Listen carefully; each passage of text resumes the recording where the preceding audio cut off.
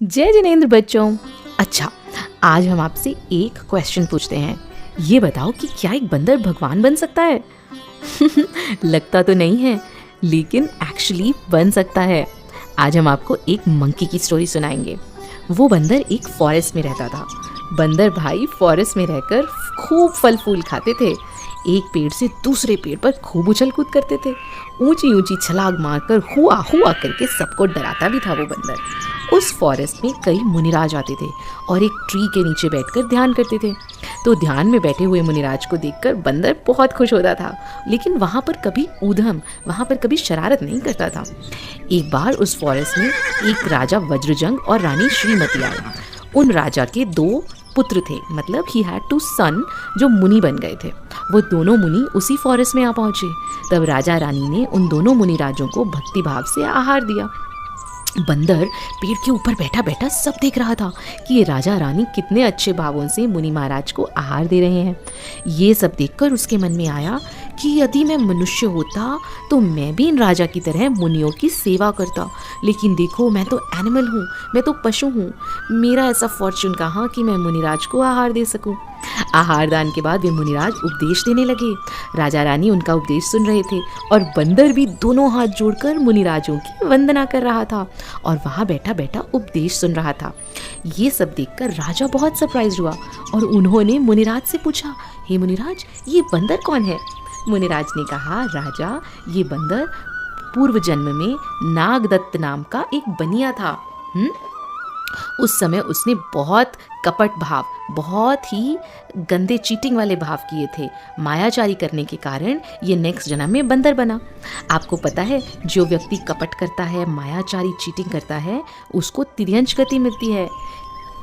मुनिराज ने कहा, राजा, जिस प्रकार इस भव में हम तुम्हारे पुत्र थे ना, उसी प्रकार इस बंदर का जीव फ्यूचर में आपका पुत्र होगा और भविष्य में जब आप ऋषभदेव तीर्थंकर बनोगे ना, तो ये जीव आपका गणधर बनेगा और मोक्ष प्राप्त करेगा।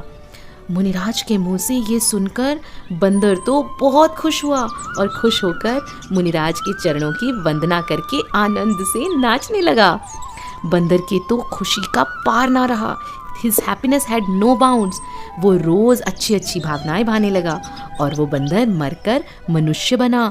उसका जन्म हुआ भोग भूमि में, जहाँ राजा और रानी के जीव भी वहीं थे। आपको पता है भोग भूमि क्या होती है? एक्चुअली 2 तरह की लैंड्स होती हैं।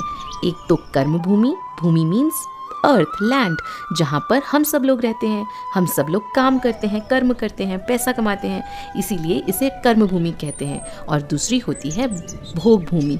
ये एक स्पेशल जगह होती है जहाँ पर किसी को अर्न नहीं करना पड़ता। वहाँ ऐसे स्पेशल ट्रीज होते हैं जिन्हें कल्प वृक्ष कहते हैं। उनसे हमें क्लोथ्स, फूड एक्सेट्रा सब कुछ मिल जाता है।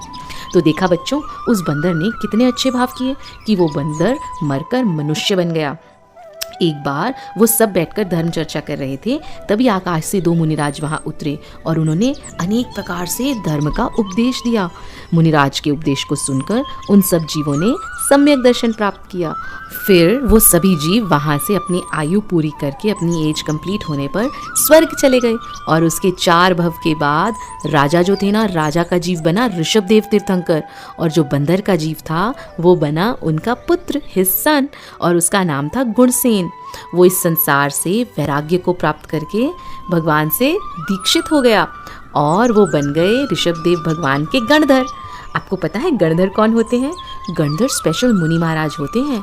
उन्हें 63 रिद्धीज होती हैं, स्पेशल पावर्स। वो कभी आहार नहीं करते। भगवान का उपदेश सुनकर उससे वो द्वादशांग वाणी में कंपाइल करते हैं।